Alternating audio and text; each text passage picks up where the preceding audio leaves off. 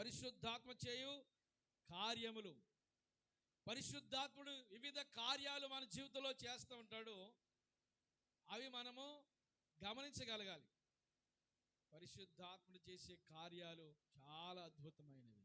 దేవునికి మహిమ కలుగునుగాక. పరిశుద్ధాత్మ కలిగి లేకపోతే మనం ఈ లోకంలోనే ఉండిపోతామని అర్థమైందా? ఎక్కడికి వెళ్ళలేమంటే పరలోక రాజ్యానికి వెళ్ళలేం. పరలోక రాజ్యం వెళ్ళాలంటే పరిశుద్ధాత్మ నిన్ను ఒప్పింప చెయ్యాలి. ఆమేన్. ఒప్పింప చేయాలి మనల్ని. మనం క్షమించబడాలి, కన్నీరు కార్చాలి, పశ్చాత్తాపపడాలి. అందుకొరకు పరిశుద్ధాత్మ సహాయం నువ్వు కోరాలి. మనంతట మనం ప్రార్థన చేయలేం, మనంతట మనము క్షమించమని అడగలేం. ఒకవేళ అలా ప్రార్థన చేసిన కన్నీటితో మనము ప్రార్థించిన కన్నీటితో ప్రార్థన చేయాలంటే పరిశుద్ధాత్మని యొక్క నడిపింపులోనికి మనం వెళ్ళాలి. స్తోత్రం కలుగును గాక. చూడండి, రోమా పత్రికలో వెళ్దాం. ఈ దినమందు దేవుని వాక్యాన్ని మనము ధ్యానం చేద్దాం. పరిశుద్ధాత్ముడు చేయు కార్యములు. పరిశుద్ధాత్ముడు మన జీవితంలో చేయు కార్యములు. పరిశుద్ధాత్ముడు ఒక విశ్వాస జీవితంలో చేయు కార్యములు. పరిశుద్ధాత్ముడు ఎవరిని మనల్ని ఎక్కడికి నడిపిస్తాడు, ఆయన కార్యములు మనము తెలుసుకోవలసిన వారమై ఉన్నాం. రోమా పత్రిక 8వ అధ్యాయము 26వ వచన భాగాన్ని చదువుదాం. అటువలే ఆత్మయు మన బలహీనతలను చూసి సహాయం చేయుచున్నాడు. బలహీనతలను చూసి ఒక్కొక్క మాట మనం అలా విడివిడి వెళ్దాం. ఏం చేసి? బలహీనతలను చూసి. పరిశుద్ధాత్ముడు అంటే చూచి అంటే ఆయన కళ్ళున్నాయా? పరిశుద్ధాత్ముని కళ్ళున్నాయా? గుడ్డోడా? చెప్పండి. మన బలహీనతలను చూచి అంటే పరిశుద్ధ వ్యక్తి చూచి అని వ్యక్తిని అంటారా, లేకపోతే ఏదైనా ఒక శక్తి ఒక రూపాన్ని అని అనగలమా? అంటే పరిశుద్ధాత్ముడు ఏం చేస్తున్నాడు? మన బలహీనతలను చూస్తూ ఉన్నాడు. ఆమేన్. మన ప్రతి బలహీనత, ఏ బలహీనతలు నీలో ఉన్నాయి? బలహీనతలు అనగానే నాకు గుండె నొప్పి అండి, నాకు నడు నొప్పి అండి ఇవి అనుకుంటాం. బలహీనతలు అంటే అవి కాదు. వ్యక్తిగత బలహీనతలు అంటే ప్రతి వారిలో ఏదో చిన్న చిన్న చిన్న చిన్న బలహీనతలు. ఒక వ్యక్తికి ఒక బలహీనత ఉందండి, చాలా మంచి ఆమె కానీ చూచిందల్లా పట్టుకుపోయి ఒక బలహీనత ఉంది ఆమెకి. చాలా భయంకరమైన బలహీనత అది. కొందరికి ఒక బలహీనత వెంటనే చెయ్యాడించే బలహీనత, నోరాడించే బలహీనత, అసూయపడే బలహీనత, త్వరగా కోపపడే బలహీనత, వార్వలేని బలహీనత, ప్రేమించలేని బలహీనత, క్షమించలేని బలహీనత. పాస్టర్ గారు, ఈ జన్మకు మాత్రం నేను క్షమించలేదు, చెత్త ఎలగలాగా వెళ్ళిపోతాను, కానీ ఇంకా నాకు మాత్రం ఈ జన్మకి అవ్వదు, నడవదు. ఇంకా అది ఎందుకో కానీ నాకు అవుతులేదు అది. అంటే నీ బలహీనతను పరిశుద్ధాత్మని చూడనట్లేదు. పరిశుద్ధాత్మని యొక్క సహాయం కోరితే నీ బలహీనత అన్నీ కూడా పటాపంచలైపోతాయి. దేవునికి స్తోత్రం కలుగును గాక. పరిశుద్ధాత్ముడికి నీ బలహీనతలు అప్పగించాలి. నీకు ఏవేవి బలహీనతలు ఉన్నాయో అన్ని పరిశుద్ధాత్ముడితో చెప్పగలిగి ఆ పరిశుద్ధాత్మని యొక్క సహాయం కొరకు నువ్వు ఆశపడి ప్రార్థన చేస్తే నీలో ఉన్న బలహీనతలన్నీ ఆయన చూసిన వెంటనే ఏం చేస్తాడు? చూసి వాటిని ఆయన సహాయం చేస్తాడు. కనుక నీవెప్పుడు ప్రార్థన చేసినా పరిశుద్ధాత్మని యొక్క సహాయం కోరాలి. పరిశుద్ధాత్మ యొక్క నడిపింపులోకి మనం వెళ్ళాలి. పరిశుద్ధాత్మదేవ నీవు నన్ను నడిపించయ్యా. పరిశుద్ధాత్మదేవ నీవు నా జీవితంలో ఏలుబడి చేయి ప్రభా. పరిశుద్ధాత్మదేవ నీ ఆత్మకార్యాలు నాలో జరిగించు. పరిశుద్ధాత్మదేవ తండ్రి చిత్తాన్ని నాలో నెరవేర్చు. పరిశుద్ధాత్మ యొక్క సహాయం కొరకు ప్రతిరోజు నీవు ఆ పరిశుద్ధాత్మ చేత నడిపించబడాలి. అటువలే ఆత్మయు మన బలహీనతలను చూచి మనకి సహాయము చేయుచున్నాడు. ఏం చేస్తున్నాడు? చూసిన తర్వాత సహాయం అంటే ఆయన వ్యక్తి లక్షణాలు ఉన్నాయి. ఈయనలో సహాయం చేసే గుణం ఆ లక్షణాలు ఎవరిలో ఉంటాయి? వ్యక్తిలోనే కదా ఉంటాయి. ఆత్మ ఏం చేస్తున్నాడు? బలహీనతలను చూశాడు. ఒకే బలహీనత కాదు, అర్థమైందా? వినాలమ్మా. ఒకే బలహీనత కాదు, ఏదో బలహీనత ఉండవచ్చు. అది నీలో. అందరికీ ఒకే రకమైన బలహీనతలు ఉంటాయా? ఉండవు. అదో రకమైన బలహీనత. కనుక ఆ బలహీనతలన్నీ కూడా దేవుని పరిశుద్ధాత్మని మనం చూడనివ్వాలి. బలహీనతలు చూసి మనకేం చేస్తున్నాడు? రెండవదిగా ఆయన సహాయం చేస్తున్నాడండి. అంటే వ్యక్తికి ఉన్న లక్షణాలు మనకు కనబడుతున్నాయి. పరిశుద్ధాత్ముడు మన బలహీనతలు చూసి చూడటమే కాదు, నీకే అవసరతలో ఉన్నావో సహోదరి, నీ అవసరత ఏంటో ఆయన గుర్తించి, నీ బలహీనత ఏంటో ఆయన చూచి, ఆ బలహీనతలో నేనేం చేస్తాడు? లేవనెత్తాలని. స్తోత్రం కలుగును గాక. లేవనెత్తి నిన్ను బండ మీద నిలపాలని చికట కలిగిన దొంగ ఊపి, ఆ ఊపిలో నుండి లేవనెత్తి బండ మీద నిలిపి నీ జీవితాన్ని ఒక ఆశీర్వాదకరంగా ఉంచాలని. ఇంకా కిందకేముంది? బలహీనతలను చూసి సహాయం చేయుచున్నాడు. ఎలయనగా మనము యుక్తముగా ఎలా ప్రార్థన చేయాలో మనకి తెలియదు కానీ అన్నాడు. మనం యుక్తముగా ఎలా ప్రార్థన చేయాలో మనకు తెలియదు కానీ ఉచ్చరింప సఖ్యము కాని మూలుగులతో ఆత్మ తానే మన పక్షముగా విజ్ఞాపనం చేయుచున్నాడు. రెండవదిగా ఏం చేస్తున్నాడు? మూడవదిగా ఏమంటే బలహీనతలు చూశాడు, సహాయం చేశాడు. మన పక్షంగా ఆయన ఏం చేస్తున్నాడు? విజ్ఞాపనం చేస్తూ ఉన్నాడు. యుక్తముగా ఎలా ప్రార్థన చేయాలో. నీకు ప్రార్థన చేయడం రావట్లేదంటే అర్థం ఏంటో తెలుసా?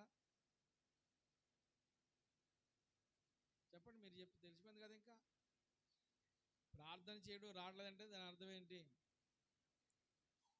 పరిశుద్ధాత్మ సహాయం నువ్వు కోరుకుంటలేదు. పరిశుద్ధాత్మదేవా, నీవు నాకు సహాయం చేయి ప్రభువా, సహాయం చేయయ్యా.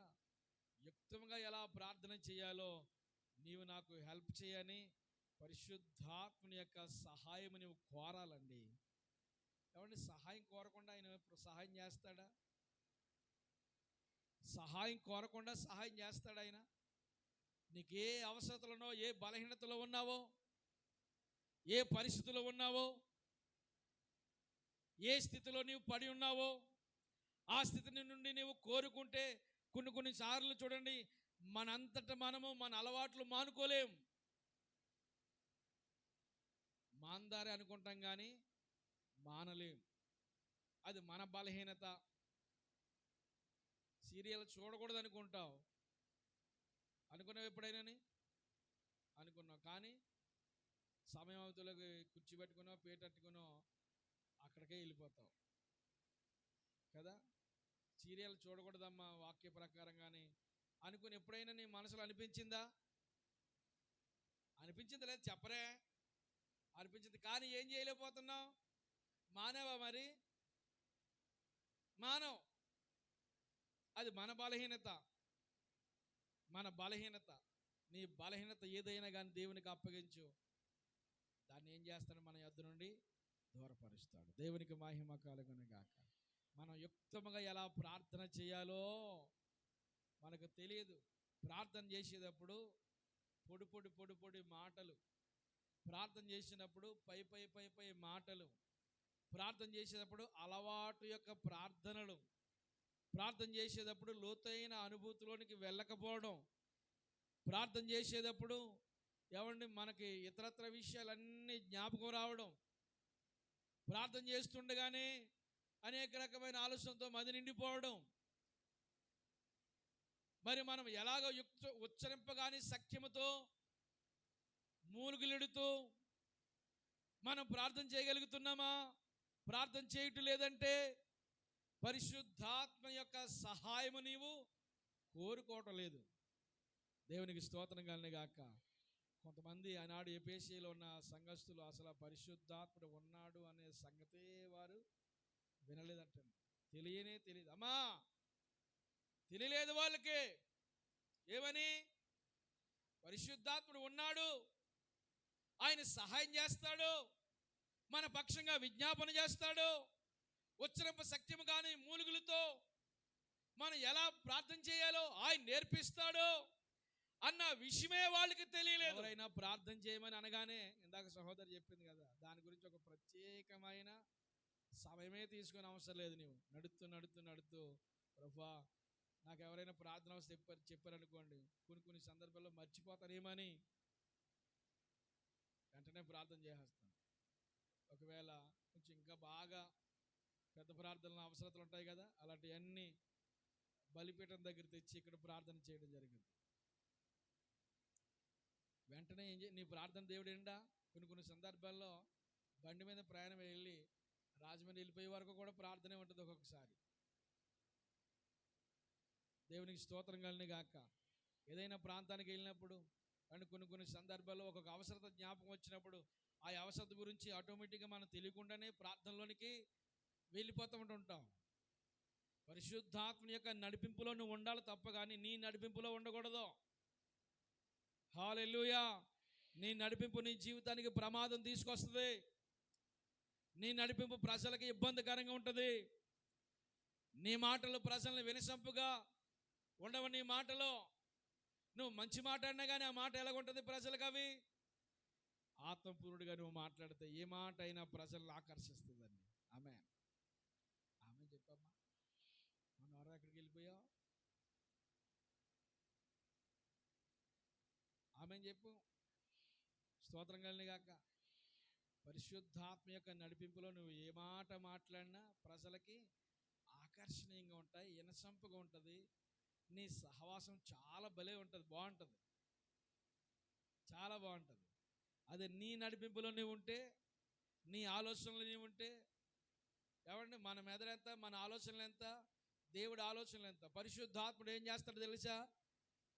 పురాతన కాలం నుండి వస్తున్న విషయాలన్నీ మనకి జ్ఞాపకం చేస్తున్నాడు. తండ్రి యొక్క వాగ్దానాలన్నీ మనకి జ్ఞాపకం చేస్తాడు. యేసుక్రీస్తు ప్రభు పరిచర్య అంతా జ్ఞాపకం చేస్తాడు. యేసుక్రీస్తు ప్రభు మాటలన్నీ మనకి జ్ఞాపకం. పరిశుద్ధాత్మ సహాయము నీవు కోరాలి.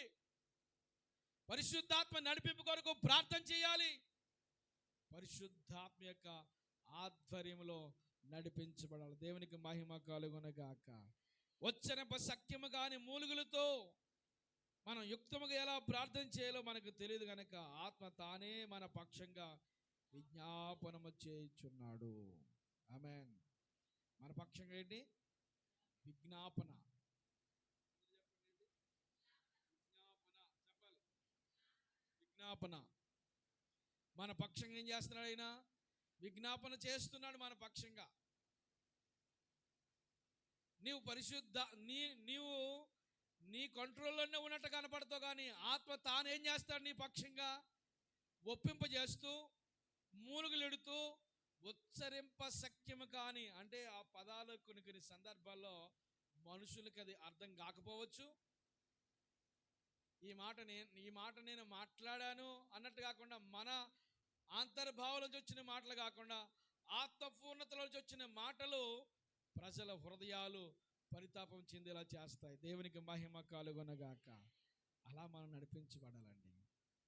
పరిశుద్ధాత్మలో నడిపించబడితే మన జీవితము ఒక అద్భుతమైన ఆశీర్వాదకరంగా మలచబడుతుంది. మనం ఎలా ప్రార్థన చేయాలో మనకు తెలియదు కనుక ఆత్మ ఏం చేస్తున్నాడు? మన పక్షంగా విజ్ఞాపన చేస్తూ మనకి సహాయపడుతున్నాడు, మనకి సహాయం చేస్తూ ఉన్నాడు. నీకు సహాయం చేసే పరిశుద్ధాత్ముడు ఆత్మ ఏం చేస్తున్నాడంటే మన బలహీనతలను చూసి మనకి సహాయం చేస్తున్నాడు. ఎట్లాగా?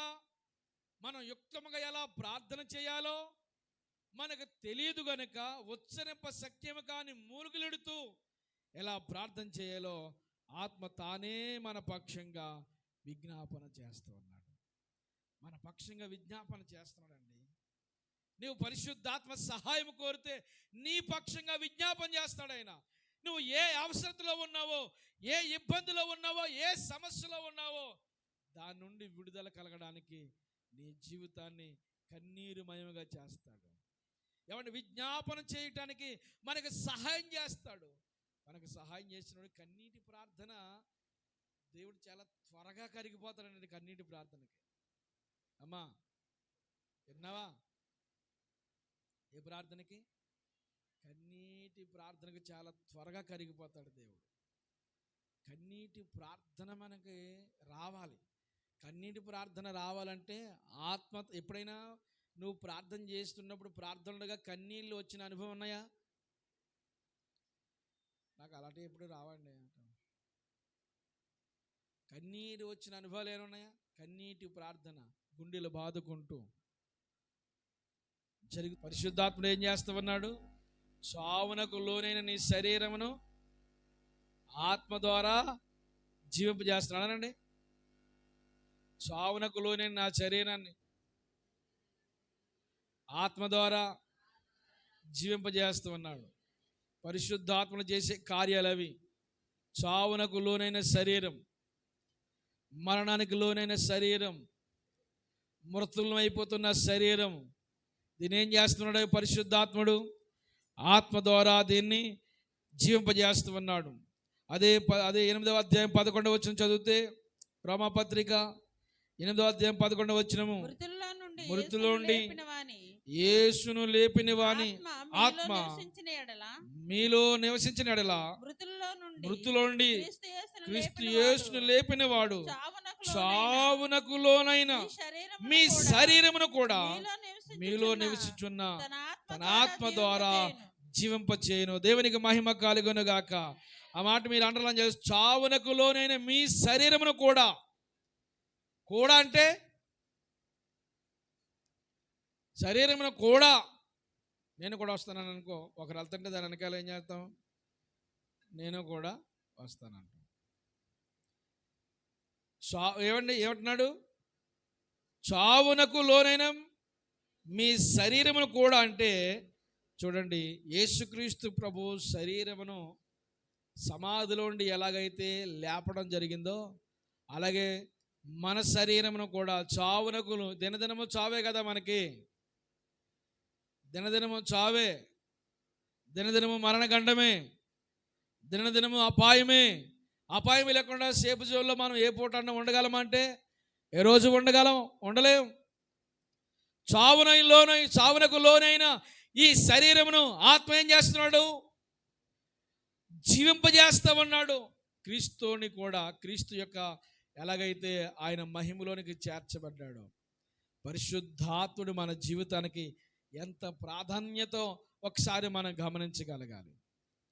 చావునకు లోనైన మన శరీరం. అందుకనే ఈ దేహం ఏదో రోజున ఖచ్చితంగా విడిచిపెట్టి వెళ్ళిపోవాల్సిందే. మనం ఎవరమైనా, ఎంతటి వారమైనా, అందచందాలు కలిగి ఉన్నా, ఆస్తు పాస్తులున్నా, భోగ భాగ్యాలున్నా, ఎన్నున్నా ఏమున్నా, ఒక రోజున ఎక్కడ ఎలాగున్నా అన్నీ లాస్ట్కి నీవు అప్పుడప్పుడు ఎంతో ఇష్టపడి ముక్కులో పెట్టుకునేది ఉంటుంది కదా, పుటక, అది కూడా ఉంచుతావమ్మా? ఉంచేతారనుకున్నావా? ఉందా? నీకుందా? లేదు, దేవుని దయ వల్ల. అది కూడా, అది ఎంత చిన్నదే కదా, పోలే మా అమ్మకి ఎంత ఇష్టం, అది ఇదిలో విడిచిపెడతారు అనుకున్నాం. అది కూడా విడిచిపెట్టరు. మనం ఎలా వచ్చామో అలాగే. ఏది మనకి ఇష్టమైన వస్తువు కానీ ఏది కూడా మనతో రాదండి.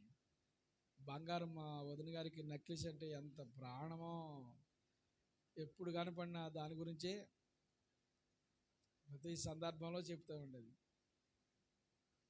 కానీ నెక్లెస్ ఉంది, మనిషి ఉందా? దీన్ని బట్టి మనకి ఏమర్థమవుతుంది? మనం కొనుక్కున్న వస్తువులన్నీ ఉంటాయండి, మన వాడిన వస్తువులన్నీ ఉంటాయి. అర్థమైందా? మన ఇష్టపడి కొనుక్కున్న వస్తువులన్నీ ఉంటాయి, కానీ మనమే ఉండడానికి గ్యారంటీ భూమి మీద అనేది లేదు ప్రియులారా, లేదు మనకి. కనుక మనం జీవించాలంటే ఎలా జీవించగలగాలి? ఆత్మ సహాయం ఉంటే తప్ప కానీ మృతతుల్యమైన ఈ శరీరం, చావునకు లోనైన ఈ శరీరం మరలా లేపబడదు అనే విషయం మనకి అర్థం కావాలి. అందుకని పరిశుద్ధాత్మ యొక్క అనుభూతులకి నడిపించబడాలి. అమ్మా, పరిశుద్ధాత్మ అనుభూతులు నడిపించబడాలి. మృతతుల్యమైపోతున్న మన శరీరము, చావునకు లోనైన మన జీవితము ఇప్పుడు ఆత్మ ద్వారా ఏం చేస్తున్నాడు? పరిశుద్ధాత్మను కలిగి ఉన్న వ్యక్తి ఒక విషయం చెప్తాను నేనమ్మా. పరిశుద్ధాత్మతో నువ్వు నడిపించబడి పరిశుద్ధాత్మతో నువ్వు జీవించావనుకో, ఏమండి, చనిపోయిన వెంటనే నీ దగ్గరికి ఎవరు వస్తారంటే, అప్పులు అనుకున్నావు గాక దేవదూతలు వస్తారు. దేవదూతలు వచ్చి ఏం చేస్తారు? తీసిపోతారు. ఏమండి, ఒకవేళ పరిశుద్ధాత్మతో లేకపోతే యమునులు వస్తారు. యమునులు అంటే తెలుసు కదా, ధనవంతుని ఏం చేశారు?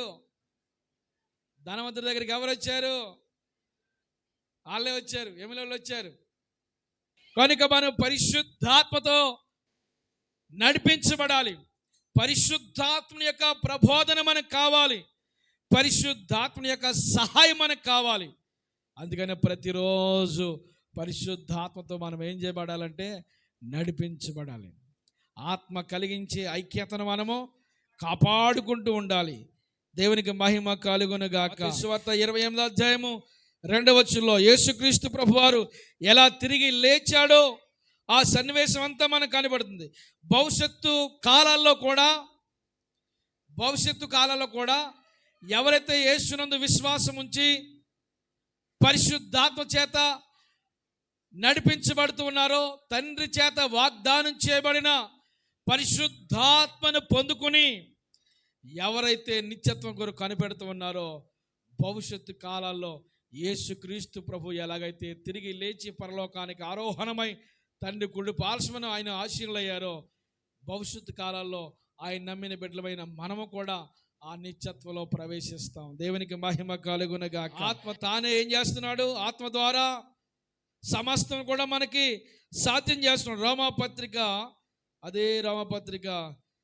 8వ అధ్యాయం 9వ వచనం చదవండి.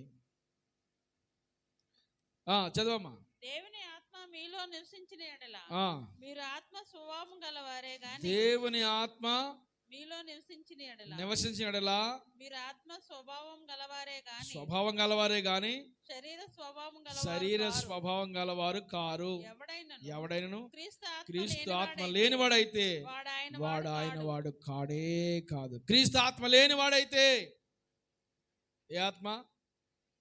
క్రీస్తు ఆత్మ అంటే తండ్రి చేత వాగ్దానం చేయబడిన పరిశుద్ధాత్మను పొందుకునే వరకు మీరు యెరూషలేము నుండి వెళ్ళక ఏం చేయండి? కనిపెట్టి ప్రార్థన చేయండి. ఆమెన్. ఈయన ఏం చేస్తాడు? ప్రతి దినము మనతో ఉండి మనకి పరిశుద్ధాత్ముడు సహాయం చేస్తూ నడిపిస్తూనే ఉంటాడు. పరిశుద్ధాత్ముడు మనల్ని లోతైన అనుభూతిలోనికి తీసుకుని వెళ్తాడు. పరిశుద్ధాత్ముడు ఒక స్థిరమైన విశ్వాస జీవితాన్ని కలిగి జీవించేలాగా సహాయం చేస్తాడు. కనుక పరిశుద్ధాత్ముని యొక్క సహాయం కొరకు నువ్వు ప్రతిరోజు కనిపెట్టి ప్రార్థన చేస్తూనే ఉండాలి. ఒకరోజు ఆత్మచేత నింపబడితే మరుసటి రోజు అవసరం లేదులే అనుకోనే కాదు. ప్రతిరోజు ఆత్మ నడిపింపు కొరకు నీవు అడగాలి ప్రభువుని. పరిశుద్ధాత్మదేవా, ఈరోజు అక్కడికి వెళ్ళాలా వద్దా? ఆత్మ నడిపింపు ఇస్తాడు నీకు. ఆత్మ నడిపింపు ఒకవేళ వెళ్ళమంటే వెళ్ళొద్దంటే నా మనసు వెళ్ళవద్దని అనిపిస్తుంది, కానీ అయినా కూడా వెళ్ళిపోతాను అంటే ఆత్మ నడిపింపుకు భిన్నంగా వెళుతున్నట్లు. ఆత్మ నడిపింపు భిన్నముగా మనం వెళ్ళకూడదు. పరిశుద్ధాత్ముడు మన జీవితాన్ని ఏం కావాలని ఎలా ఉండాలని ఆశపడతాడు, ఆ రీతిలో మనం ఉండాలి. క్రీస్తు ఆత్మ లేనివాడు నావాడు కాదు. ఇదిగో పరిశుద్ధాత్మ ఆయన మీదకి పావురు ఆకారంలో వస్తే పరలోకండి ఒక స్వరము, ఈయన నా ప్రియ కుమారుడు, ఈయన యందు నేను ఆనందిస్తున్నాను. ఇక మీదట మీరేం చేయాలి? ఆయన మాట వినాలి మనందరం. ఆమేన్. దేవుని ఆత్మచేత నడిపించబడుతున్నా. నీ ఆత్మచేత నడిపించబడుతున్నావా? చెప్పండి. ఏ ఆత్మచేత నడిపించబడుతున్నావు? పరిశుద్ధాత్మ ఆధ్వర్యంలో మనం అందరము నడిపించబడదుము గాక. మరొక విషయాన్ని జ్ఞాపకం చేసుకుందాం. మనం అందరం కూడా ఏ ఆత్మచేత నడిపించబడాలి? పరిశుద్ధాత్మ యొక్క ఆధ్వర్యంలో మనము నడిపించబడదుము గాక. ఆమేన్ చెప్పండి. మన ఆత్మచేత కూడా మనం నడిపించబడొచ్చా? నడిపించబడొచ్చు. మన ఆలోచన ప్రకారం కూడా మనం వెళ్తాం. ఎంతమంది ఈ రోజున పరిశుద్ధాత్మ యొక్క నడిపింపులో ఆత్మానుసారమైన జీవితం కలిగి వాక్యానుసారముగా నడిపించబడుతున్నారు? వాక్యానుసారమైన జీవితం కలిగి ఆత్మీయులుగా ఎంతమంది నడిపించబడుతున్నాం? ప్రతిదీ కూడా శరీర సంబంధమైన స్వభావం చేత వెళ్ళడానికి ఇష్టపడుతున్నాం. కనుక అందుకనే ప్రభు అంటున్న మాట ఏంటంటే, పరిశుద్ధాత్మ ద్వారా మనం ఏం చేయబడాలి? నడిపించబడాలి. అది రోమపత్రిక 8వ అధ్యాయం 14వ వచనం చదవండి. దేవుని ఆత్మ చేత 14వ వచనము. దేవుని ఆత్మ చేత ఎందరు నడిపింపబడుదురో వారందరూ దేవుని కుమారుల యందు. దేవుని ఆత్మ చేత, అర్థమవుతుందా? ఏ ఆత్మ చేత? దేవుని ఆత్మ చేత ఎందరూ నడిపించబడతారు వారందరూ దేవుని కుమారులై ఉంటారు. ఒకవేళ నీ ఆత్మ చేత నువ్వు నడిపించబడితే, నా మనసుకి ఇష్టం లేదండి అలాంటివి, నా ఈగోను అట్టేసే పని ఏది కూడా నేను, అట్టయ్యే పని ఏది కూడా నేను చేయను, దాటుకుని చేయను నేను. మనకు కూడా కొన్ని ఫీలింగ్స్ ఉంటాయి కదా, వాటి దాటుకుని నేను చేయను. ఎంత వాక్యం వింటే మాత్రం, వాక్యంలో అన్నీ అలాగే రాయబడి ఉంటాయి. వాక్యంలో ఉన్నాయన్నీ చేయాలంటే చాలా కష్టం అండి పాస్టర్ గారు. వాక్యంలో ఉన్నాయన్నీ చేయడం అంటే కష్టమే. కష్టమేంటి?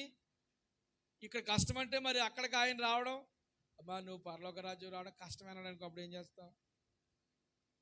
చూడు ఆయన ఏదో మొలకొంచెం చోటు ఉంటుందేమో చూడు ఆయన అంటావా? ఇక్కడ నువ్వు కష్టం అంటావు, కష్టమేనది? మనిషి అంత మనిషి, మనం ఒక వ్యక్తి దగ్గరికి వెళ్ళి క్షమాపణ పడ్డం అంటే అది సింపుల్గా కష్టం, అది చాలా కష్టం. చేతులు పెట్టుకుని, అమ్మాయి చేతులు కాదు కాళ్ళు అనుకో, నన్ను క్షమించు, నేను చాలాసార్లు ఇబ్బంది పెట్టుంటాను, చాలాసార్లు నీకు కోపం పుట్టించుంటాను, దాన్ని క్షమించు అని అడగడం కష్టమా సులువది? చాలా కష్టం. అప్పుడు నువ్వేమంటావు? వెళ్ళమ్మా అడుగమ్మా, తప్పేముంది, మన సహోదరి కదా, అడుగు, తప్పేం కాదు, వాక్యంలో కూడా అది కాదు చెప్తున్నాడు దేవుడు అని నేను అన్నాను అనుకో, పాస్టర్ గారు అది కొంచెం కష్టమేనండి. దీనికి వేరే ఆప్షన్ ఏమైనా ఉందా ఏమో చూడండి. ఆప్షన్స్ ఏముండవు. పిచ్చి పిచ్చి మాటలన్నీ మానేసి బలిపీఠం దగ్గర అర్పణ అక్కడే విడిచిపెట్టి వెళ్ళి నీ తోటి సహోదరి దగ్గర సమాధానపడు. నేను అనలేదమ్మా, దేవుడు అన్నాడు పిచ్చి పిచ్చి మాటలని ఆయన అన్నాడు, నేను అన్న కనుక దేవుని దగ్గరికి వెళ్ళి ఏం చేయాలి? అక్కడ దేవుని దగ్గరికి వెళ్ళేటప్పుడు అక్కడ విడిచిపెట్టేయమన్నాడు, అప్పుడు సమాధాన పడమన్నాడు. పాస్టర్ గారు ఇది కష్టమే అన్నాం అనుకో, మా అత్తమ్మతో సమాధాన పడడం చాలా కష్టమండి. మా అత్తగారు కూడా నీకు తెలుసా? మా ఏఫరాలతో సమాధాన పడ్డం చాలా గొడవ. ఏ గొడవలన్నా చల్లారుతాయేమో కానీ అన్నదమ్ముల గొడవలు చల్లారవు. ఏంటో కానీ ఒక తల్లి కడుపున పుట్టిన బిడ్డలే బద్ధశత్రులాగా తయారైపోతున్నారండి. ఒరే ఇది నీ ముద్ద నా ముద్ద అనుకుని వాటలు వేసుకుని అందరూ ఇద్దరు కూడా తింటారు. చిన్నప్పటి నుంచి చక్కగా ఈయన ఏమనంటే ఆర్డర్ ఎట్టకపోతాడు, ఆడేమనంటే ఇది నాకు ఇష్టమైన పాట, ఒక పాట సెల్ఫోన్ విన్నాను మొన్న మధ్య, ఒక వ్యక్తి పాట పాడాడు. నేనున్న గర్భంలోనే ఏడాది నీవున్నావు తమ్ముడా, ఇప్పుడు నీవు ఆడ నేనాడా, ఎందుకు గోల, చిన్నప్పుడు నీది నాది ఒకటే ఇల్లు, ఇప్పుడు నీ ఇల్లు నా ఇల్లు అంటారు ఇల్లు, నేను తొడిగిన అంగీని నువ్వేం చేసావు, నువ్వు కూడా తొడిగావు అని ఆ పాట విన్నప్పుడు నేను చాలా సంతోషపడతాను. కానీ ఇప్పుడు ఎలాగున్నారు? ఒకే తల్లి గర్భంలో నుండి పెరిగి బయటకు వచ్చి పుట్టి ఏళ్ళు ఎలాగప్పుడు ఎలా తయారవుతున్నారు? తల్లి గర్భంలో వచ్చిన వారు బద్ధశత్రులాగా. దానికి ఎంకరేజ్ చేసేవాళ్ళు కొంతమంది అయితే, దానికి ఇలాంటి మంచి కాదు అని ఏదో రకమైన రీతిలో శ్రద్ధ చెప్పే వాళ్ళు చాలా తక్కువగా కనపడతారు, తక్కువగా ఉంటారు. పరిశుద్ధాత్మని యొక్క నడిపింపులో ఉన్నవాడికి ఇలాంటి ఏమీ కనపడవండి. స్తోత్రం కలిగిన గాక. దేవుని పరిచర్య ఒకటే, దేవుని ఆత్మచేత నడిపించబడతాం ఒకటే. పాస్టర్ గారు అది కాస్త కష్టమండి అని నువ్వు అన్నావంటే మరి నిన్ను కష్టమని కూడా దేవుడు నువ్వు పరలోక రాజ్యం ఎక్కడం రావడం చాలా కష్టం అబ్బాయి. బావో నాయనా తండ్రి బావో ఒక్క దీవెనైనా నాకు దక్కలేదా తండ్రి అని సమీపించి ఏడ్చిన శాపమే మిగిలింది. ఆ తర్వాత ఎంతో గుండ్లు బాదుకుని ఏడ్చే ఏం మిగిలింది? తలుపు కొట్టారు కొట్టి అయ్యా తలుపు తీవయ్యా అంటే ఆ తలుపు అప్పుడే వేయబడిపోయింది. కొన్ని మనకి కష్టతరంగా కనపడతాయి, మనము ఇబ్బందికరంగా ఫీల్ అయ్యి కొన్ని ఆటల్లో ఇన్వాల్వ్ అవ్వలేం. పరిచర్యకి విరుద్ధమైన రీతిలో భిన్నంగా మనం నడిపించబడే సందర్భాలు వస్తున్నప్పుడు నీకు వెంటనే దేవుని ఆత్మచేత నువ్వేం చేయబడాలి? నడిపించబడాలి. యేసుక్రీస్తు ప్రభు ఆత్మలోకి వెళ్దామా? యేసు ప్రభు జీవితంలోకి వెళ్ళిపోతే ఒక్కసారి ఆయన జ్ఞాపకం చేసుకుంటే ఎలాంటి సన్నివేశాలు, సిచ్యువేషన్లు, సందర్భాలు ఆయన జీవితంలో ఎదురైనప్పుడు ఆయన ఎలా రియాక్ట్ అయ్యాడో, అప్పుడు ఈ పరిశుద్ధాత్ముడు ఏం చేస్తాడు? క్రీస్తు ఆత్మలోనికి మనల్ని నడిపిస్తాడు. ఆయన ఎలా రియాక్ట్ అయ్యాడు అలాంటి సందర్భాల్లో నీవెలా రియాక్ట్ అవ్వాలో నీకు చెప్పినప్పుడు నువ్వు నా ఈగోను ఆట్ చేసుకుని నేను ఉండలేనండి, చేయలేనండి అలాగంటే అప్పుడు ఆయన ఏమంటాడు? నీకు నాకు ఇక అన్నట్టు కూడా పాలు పంపులు లేవు, గెట్ అవుట్ అంటారు. ఇందాక మనం అనుకున్నాం కదా, షిలోహులో ఉన్న దేవుని మందిరంలో ఎవరు లేరట? దేవుడు లేడు. మందిరం ఉందా? బ్రహ్మాండమైన మందిరం. ప్రపంచ దేశాల నుండి ఆనాడు కాలంలో ఎక్కడెక్కడ యూదులు, ఇశ్రాయేలు అనుకున్న వారు ఉన్నారు. వారందరూ వచ్చి అక్కడ ఆరాధన చేసుకుని అద్భుతమైన షిలోహు మందిరమును విడిచిపెట్టి ఇప్పుడు దేవుడు ఏం చేశాడంటే వెళ్ళిపోయాడు. టైం అయిపోలేదా? దేవుని స్తోత్రం కలగాక. షిలోహులో ఉన్న మందిరాన్ని విడిచిపెట్టి ఆయన వెళ్ళిపోయా లేదా? వెళ్ళిపోయాడు. మందిరం ఉందా? బ్రహ్మాండమైన మందిరం ఉంది. మందిరానికి పరిశుద్ధ స్థలం, అతి పరిశుద్ధ స్థలం, ఆవరణం ఉందా? అతి పరిశుద్ధ స్థలం ఉంది అక్కడ. దేవుని మనస్సు ఉంది అక్కడ ఉంది. కానీ ఎవరు లేరు? దేవుడు లేడు. దేవుడు లేని కొంపలో దయ్యాల కొంపల్లో తయారవుతాయి. దేవుడు లేని ఇల్లు అసలు ఇంటిలాగే ఉండదు. దేవుడు లేని మందిరాలు అసలు అది మందిరం కానే కాదు. దేవుడు లేని హృదయాలు, నీ హృదయము దేవుని ఆలయం అన్నాడు. నీ హృదయమే దేవుని ఆలయం. నీ హృదయంలో దేవుడు లేకపోతే ఆ ఆలయము ఎవరు నివాసం చేస్తాడు? మరి దయ్యాలు నివాసం చేస్తాయి.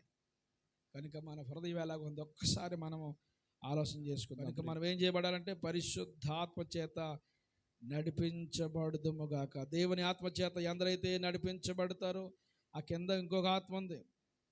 దేవుని ఆత్మ కాకుండా లౌకిక ఆత్మ. కొరింథీ పత్రిక 2వ అధ్యాయం 12వ వచనంలో దేవుని ఆత్మ చేత నడిపించబడకుండా ఏ ఆత్మ అంటది? లౌకికమైన ఆత్మ. లౌకికం అంటే లోకానుసారమైన జ్ఞానం. లోకానుసారమైన జ్ఞానం అంటే ఎవరిని మాట్లాడనేమో మనతో మాట్లాడి నెగ్గడం ఎవడి తరం కాదు. లోకానుసారమైన జ్ఞానం ఉంది. లౌకికంగా నడుచుకుంటారు చాలామంది. లౌకికంగా అంటే ఎక్కడ ఏ ఆగోడుగా అంటారు కదా,